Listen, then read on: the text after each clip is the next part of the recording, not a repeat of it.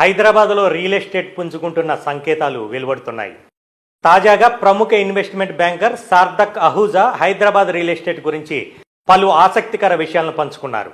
ఆయన లింక్డ్ఇన్ వేదికగా పోస్టు చేస్తూ హైదరాబాద్ రియల్ ఎస్టేట్ గురించి కీలక విషయాలను వెల్లడించారు.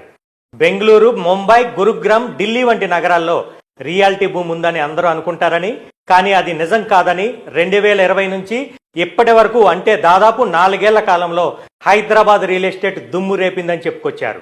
గత 4 ఏళ్ల కాలం నుంచి టాప్ మెట్రో నగరాలను పరిశీలిస్తే హైదరాబాద్ రియాలిటీ రంగమే పెట్టుబడిదారులకు 80% ఆదాయాన్ని అందించినట్లుగా తెలిపారు. ఈ భారీ వృద్ధి ముందు మిగిలిన ప్రధాన నగరాలు చాలా తక్కువగానే వృద్ధి నమోదు చేశాయని తెలిపారు. ఆయన తెలిపిన వివరాల ప్రకారం హైదరాబాద్ రియాలిటీ 80% రాబడిని అందించగా రెండవ స్థానంలో నోయిడా 70% రాబడిని అందించిందని చెప్పారు. గురుగ్రామ్ 60%తో రెండవ స్థానంలో నిలిచిందని, దేశ రాజధాని నగరం ఢిల్లీలో 40% రాబడి రాగా ఐటీ రాజధాని బెంగళూరులో పెట్టుబడిదారులకు 45% రాబడిని అందించిందని చెప్పారు.